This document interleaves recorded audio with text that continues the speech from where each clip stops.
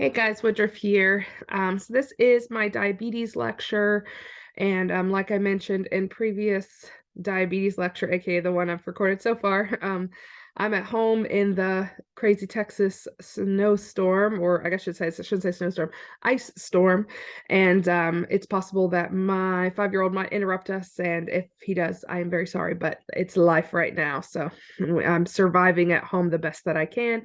Hopefully, so far we've gotten through stuff and he is quote unquote entertained for the moment, but we will see. So we left off talking about this is the second part of my lecture. We left off talking about just an introduction to diabetes. Now we're going to talk about diagnosis of diabetes and some of these important numbers and other things that we might need. So when it comes to diagnosis, because um, there's going to be labs and stuff we want to use to diagnose diabetes, and there's going to be stuff we want to use to monitor diabetes. But to diagnose diabetes, we want to know there's a couple different numbers we want to know. We do not diagnose diabetes off one set of labs. We have to have multiple, labs information and kind of look at the whole picture. But some of the good labs, I should say the good labs, the best labs that we could look at, we can look at what their blood glucose is right now. That's what we call a fasting glucose, which means you haven't eaten anything and you wake up in the morning, go to your doctor and get your blood drawn before you eat or drink anything. You could drink water, but eat or drink anything major, and see what your blood glucose is.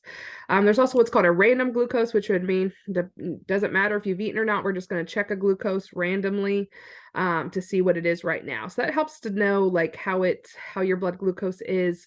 Fasting definitely is important one. We use that as a part of diagnosis because it tells us like if there's no food in your body, is there still residual sugar chill in there? And random glucose can help diagnose as well because really, even if you just ate a meal, your blood sugar, your insulin in your body, if you don't have diabetes, should be able to respond pretty quickly and get that blood sugar down. We also can do what's called an oral glucose tolerance test. If you've ever been pregnant or had a baby, you may have had one of these tests. It's where you have to, pretty much what they do is they check your blood glucose, and then you drink a really big sugary drink. And then at like 1 hour and 2 hour after drinking that, they test your glucose. And the point of that is seeing, okay, so you just like, it's almost like mimicking like you just had a meal or you just drank something with tons of sugar in it. How does your insulin respond? Can your insulin actually keep up with that? So then there's also probably one of the best measures. So definitely note this one is going to be the hemoglobin A1C. But this is really helpful because, for example, the fasting glucose, I could eat better for a few weeks and maybe have an improved fasting glucose, even if I've been eating like crap for months. But the hemoglobin A1C is like a percentage or the amount of glucose that is attached to hemoglobin molecules. Now, normally I should not have a lot of glucose on my hemoglobin molecules. It's like around 5% or less, like 5 to 6, like low 6% or less of my hemoglobin should have glucose on them. But once that number starts getting up, it's usually a sign that, because you have to think of it this way, there's so much glucose in the bloodstream, it has nowhere else to go, so it starts to attaching to places, just like my kidneys and everything try to flush out the excess glucose. My body's trying to find some way to get rid of it. So one of the places it goes is onto hemoglobin. And that's just a sign that I'm holding on to, or I have too much glucose in my bloodstream. And the great thing about this one is this is not a test that you can cheat. Like you would have to have been doing well for months because it tells me, because you have to think about how long red blood cells live. So it tells me pretty much for the past 2 or 3 months, how has my sugar maintenance been?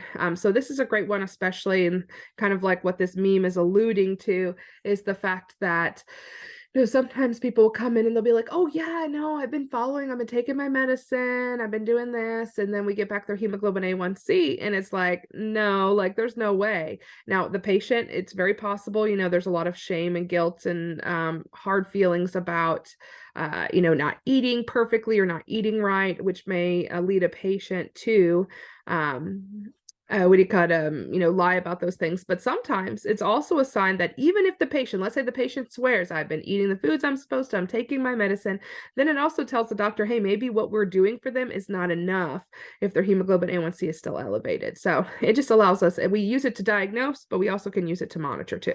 We'll talk about it. And then we also want to, know a lot. We're going to talk a lot about how when we're checking on diabetes, we also have to check on cardiovascular health because they're closely tied. So we also want to know how my blood vessels are handling the sugar because there's a close tie between glucose and insulin and high cholesterol. So we want to check maybe a lipid profile, see if they're experiencing any complications from that. So that might those are some that we use to help to diagnose. But then in a crisis, there's other labs that I need. We're going to talk about DKA later, which is a state of acidosis. With that, we might need an arterial blood gas to see if they're in an acid-base imbalance or how they're doing there. We might also test their urine for ketones, which I'll discuss that more later, but effectively it's a byproduct of breaking down fat when you have not enough sugar to be broken down for energy. So ketones are result. So we look for those. Also during a crisis, we may look in the urine for sugar or glucose because again, if I have too much of something, my body's going to try to flush it out or get rid of it. Let's try here. Come on. There we go. So what is normal? So these aren't necessarily the ones I would memorize, but it's good to know kind of to compare and contrast. So normal blood glucose is 74 to 106. So for most of us that are not diabetic, that's where we hang most of the time for fast. This is fasting, by the way. But there are other factors that can affect this, which we'll talk about. But that's kind of the range. Now, most diabetic patients dream of being in this range, and they're not always going to or should be in that range. But this is what normal is. But don't think of this as the goal for diabetic patients. Anyone that's not diabetic should have a random glucose, which means we test it at any time less than 200. And then that oral glucose tolerance test after 1 hour, my blood sugar, since I'm not diabetic, would be down to less than 180. And then after 2 hours, it should be less than 140, showing that my insulin can respond. Remember, that's the one where you drink the sugary drink, and it's showing how your body's responding to that excess glucose. And then for hemoglobin A1C, like I said, and I think I overshot it a little bit when I said 6. So I would say more 4 to 5.6 is what the percentage of hemoglobin that should have any glucose on them, as a sign of how much glucose is chilling in my bloodstream. So to actually diagnose, so these are the labs or the numbers I would want to know or focus on. Like I mentioned, it's not diagnosed off one set of labs. I can't get one hemoglobin A1C and then they say, oh, this patient's diabetic. We do get other, we do kind of look at trends. But it would be a hemoglobin A1C that's greater than or equal to 6.5%. And again, that's that percentage of hemoglobin that is saturated with glucose. A fasting glucose that's greater than or equal to 126, an oral glucose tolerance test that's greater than or equal to 200. So that's that one where you drink the sugary drink and seeing how your body responds. Also, just if they have those classic signs, that's the 3 Ps, the polyuria, polydipsia, polyphagia. If they have the classic signs and symptoms plus a random glucose that's greater than or equal to 200, a lot of times this is one of the factors we use to diagnose. Oh. Let's try again. There we go. All right. So now let's do some scenarios because I think this will help to bring some stuff together. So I have some scenarios to look at these numbers because the important thing here is that I can sit here and talk about these numbers all day long and we could say like, oh yeah, this is what this number means. But if you don't put it into a scenario or think about how on a test question it could show up, it's not going to be very helpful to you. So let's look at this. Here's our first scenario. It says John is a 27-year-old type 1 diabetic and is coming in for his yearly testing. His results are below. What do you know about this patient or what teaching may they need based on these results? So in other words, we need to take these results and bring meaning to them. So he's type 1, he's getting yearly testing. So let's see how he's doing. Hemoglobin A1C is 13.1. Well, first we would have to know, again, we don't want to think about what's normal, but we want to think about what we want for a diabetic patient. So realistically for a diabetic patient, our new textbook has two different numbers. As a whole, it says keeping it less than 7% is where we want for a person diagnosed with diabetes. And then other, I want to say it's some endocrinology, accrediting agency or something like that wants less than 6.5%. So it kind of just depends on which one, but you kind of get an idea of where we want to be. Oh, stop. What do you call it? So we want less than 7%, and we're at 13.1. So we want to think about, is this high or low? So this is higher than that, which means if I have a higher percentage of glucose that's stuck to my hemoglobin, what's that a sign of? That's a sign that there is a lot of sugar hanging out in my blood the last few months. And then my fasting blood glucose is 250. And normally we have to go back. What's our normal? Or I should say for diagnosis, it's at 126. And normally for normal fasting, it's down in like 76 to 10, whatever it was, 102 or something like that. Let's say, so I'm not losing my mind. Let's see. So yeah, 74 to 106. But again, diabetics are not going to be in the normal range, but this is very high comparatively, even to like the diagnosis where it should be like if it's greater than 126.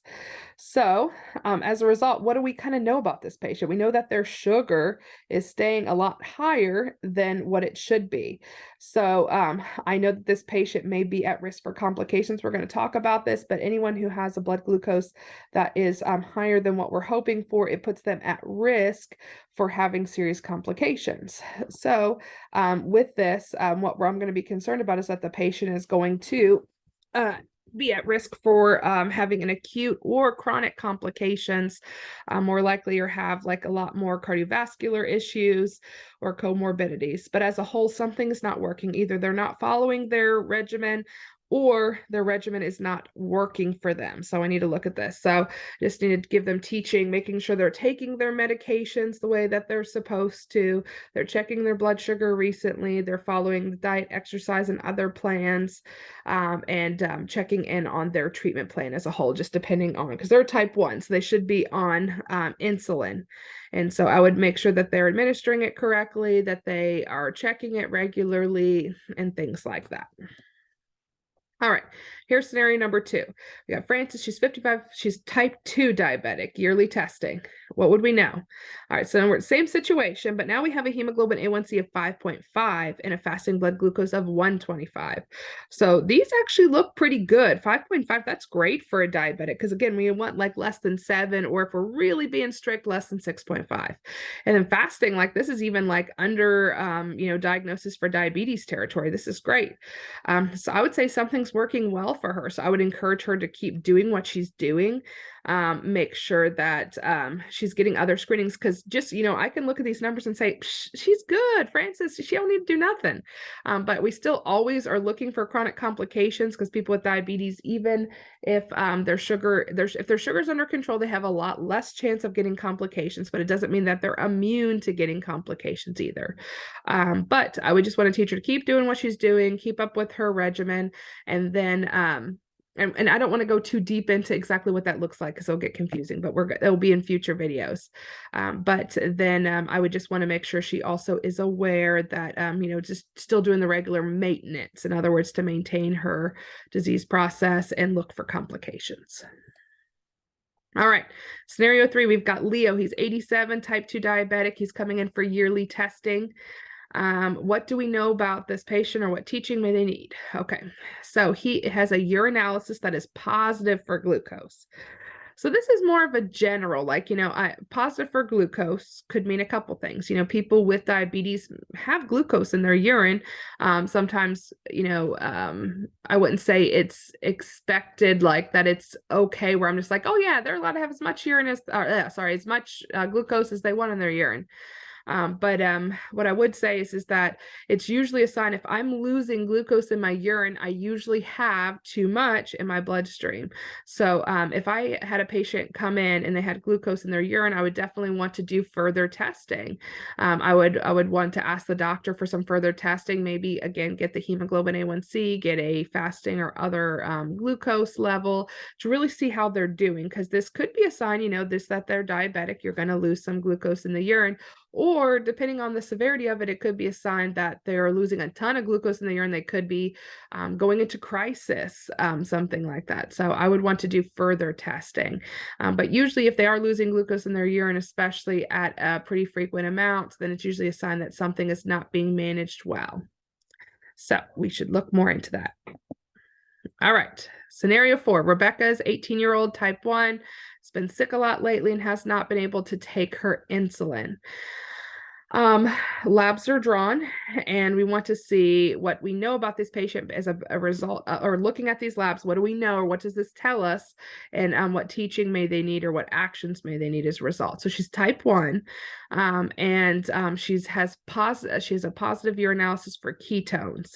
So I remember this is related to the crisis known as DKA, or diabetic ketoacidosis, which happens in type 1 diabetics, and it's a crisis where they're so low on insulin and have so much glucose in their bloodstream that they get to the point where they get profoundly dehydrated. Their body is starving for energy, so it starts breaking down fat, and a byproduct of that fat breakdown is going to be the ketones, which are acidic, so they can end up in acid-base imbalance. So I would probably want to get further labs. I'd want to get an ABG to see what their acid-base balance is. I would want to support this patient. We'll talk more about this, but there's a lot of it can be kind of like an emergency, but immediate treatment output that they need with, we need to hydrate them. That's the biggest thing. Anytime you see ketones, you should think that their blood sugar is very high and they're dehydrated. So we usually like to hydrate them, get their blood sugar down. And those are some of the most important things that we can do. So I'd want to check a blood sugar, maybe get a blood gas, hydrate the patient, and get them doing better. And then, of course, it says that they have been sick lately and not been taking their insulin. And so educating the patient, something we'll talk more about later, but when a patient with diabetes is sick, it seems like, they're probably not eating, so they shouldn't take their insulin. But illness is something that naturally, whether you're eating or not, is going to raise your blood glucose, because you need more glucose to fight off infection. And so your body produces more when you're sick. And so they need to be taking their insulin even when they're sick, even when they're not eating. And I would want to teach them that. Last but not least, Marcus is a 65-year-old with a history of hypertension coming in for yearly testing below. What do we know about him, or what teaching do we need to do? So it doesn't say that he has diabetes. It just says that he has a history of hypertension, but hypertension is a risk factor for diabetes. So I definitely want to be paying attention to this. So it's coming in for yearly testing, and it looks like they're testing him for diabetes because he's at risk. So his hemoglobin A1C is 7.2. So he's above that threshold that we talk about, that 6.5 that is needed for a diagnosis of diabetes. His fasting blood glucose is 145, and what's the low limit of that we want? If it's anything greater than 126, it could be consistent with the diagnosis of diabetes.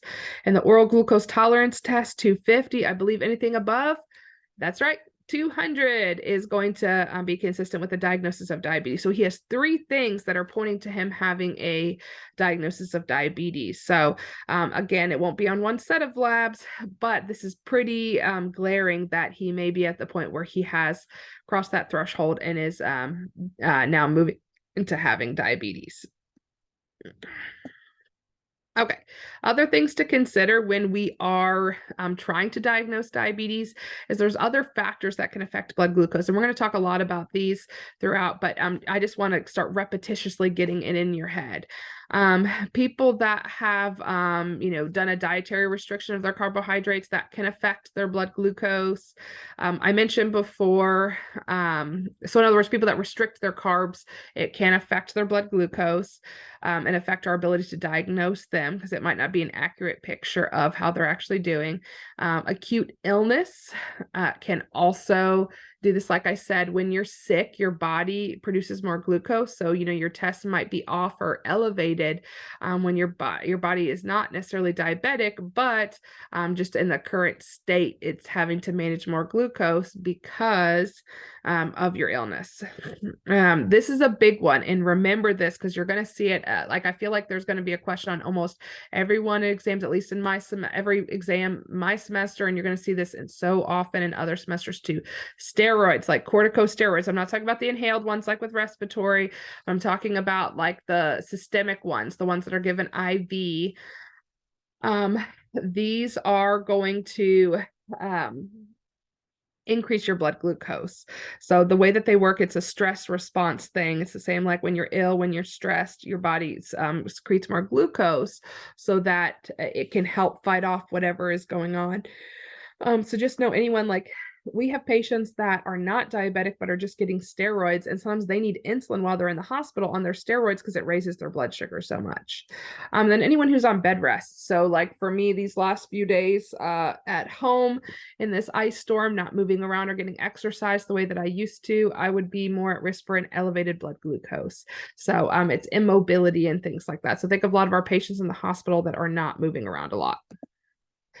All right, so how do we regularly monitor diabetes? So we've talked about diagnosis and things that can affect diabetes. So now let's talk about regular monitoring.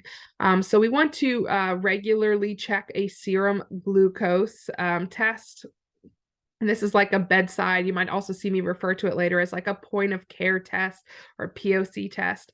We can check a serum in the blood glucose, or more often we check a capillary on the finger. I'm usually not basing my insulin dosages off of those blood draws. I'm usually basing it off of those finger sticks.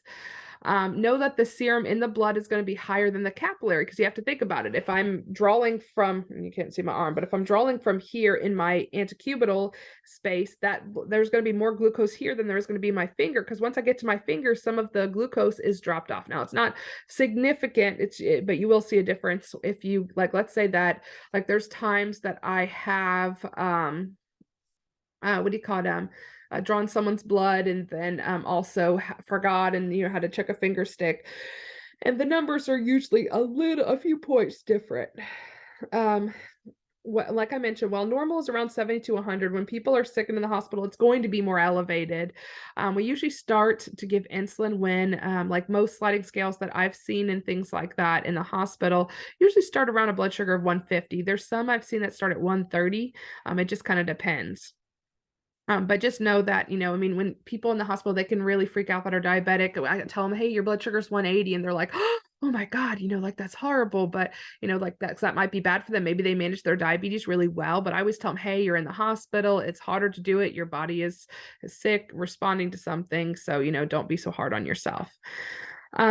Regular hemoglobin A1C monitoring, like we usually do this every 3 to 6 months, and then again, we like them to keep their hemoglobin A1C less than 7. That's usually a sign of well-managed diabetes. Like we talked about at home, they and don't assume that just because a person's been diabetic for years that they have this equipment or they know about this.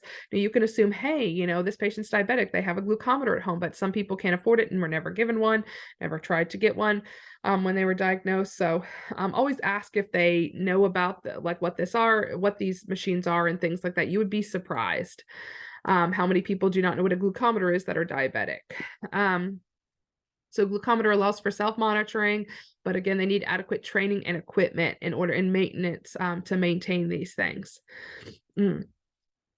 So then continuous glucose monitoring systems, that's what is displayed in this picture. And this is where effectively there's this internal sensor. It's kind of like this it's a inserted device. It's like I don't want to say needle, but it does have like a little pinprick that goes into to measure kind of your continuous glucose reading. So effectively, this is great for people that maybe are very labile or very prone to having highs and lows.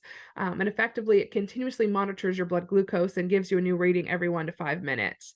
We use these in conjunction sometimes with what's called an insulin pump. So sometimes it's like we are giving, we can check what the blood glucose is, and then I have this pump that gives insulin. So let's say I'm getting really high, that I can adjust my insulin pump if I was diabetic, etc., to meet whatever the blood glucose is. Or if my blood sugar is going low, I could turn the pump down. So we'll talk more about that later. But effectively, and the cool thing is these can be connected to a device.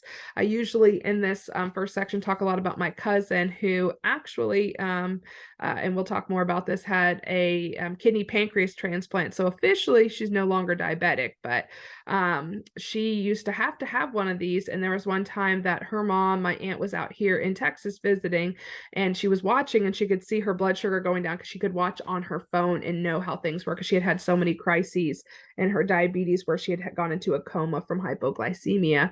And so, yeah, she was able to call her and be like, you need to have a snack, and like, what are you doing? And check on her, which is super helpful. But yeah, so they can sync to a device where you can keep in touch and know what's going on. Okay. So, how do we check a blood glucose? So for those that don't know, some of the general principles that we want to think about is that as a whole, we like to what do you call it? In the hospital, know that we do it a little bit different than they might do at home. Like in the hospital, we use an alcohol swab, where at home, they might just wash their hands. It's not as like, it's not like it's something they do very often. So, it's not that they do the same cleanliness at home as they do in the hospital. But needless to say, usually what you do is you gather all your supplies. You're going to go in and you want to, I usually ask the patient if they care which finger. What we're going to usually do first is we're going to select a site. And I should say, so usually we don't want to do the thumb. We want to do one of these fingers. So usually it's going to be one of these 3 fingers in the middle. And you want to go, what do you call it? You want to avoid places, where there's going to be nerves and other things that we can hurt. So a lot of times we kind of go a little bit to the side and try to avoid where there's a lot of nerves in the center of the finger. And if a patient is really cold, or if they're having issues, what do you call it, with you're having issues getting blood out of their fingers, what you can do is you can dangle them, because it allows like for gravity. So you can dangle their fingers. We don't want to milk their fingers. Like sometimes we have to do a little bit of a push to get the blood out, but we shouldn't be milking intensely their fingers, because it can actually affect the results. But you can put it in like sometimes I'll wrap a warm blanket around their hand if I'm having trouble getting blood out, or again, dangle can work as well. And you find your spot, and you clean, you use the lancet and you puncture. You usually squeeze a little bit of blood out, wipe it off the first one. I usually wipe off once or twice, just to make sure that I'm not going to get any of the alcohol swab, like it's inaccurate. So you never want to take that first drop. Usually you wipe and then squeeze again, and then you could take the second one, and then you place, like they have in this picture, you place the device that you're going to put into the glucometer, or if the glucometer, it's already in the glucometer, depending on what kind of device you have.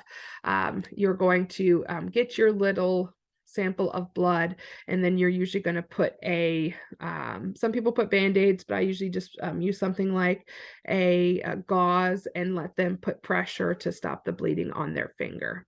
So there's lots of good videos and stuff like this too, so you can always watch a video if you wanted to, better than me just sitting here talking. So anyway, all right, so we're going to stop there for this video, and we will move on to the next video here after I stop this one. So we're going to be moving on to how we know diabetes is getting better or worse, and start moving into some of the complications. I hope this helped. See you for the next one.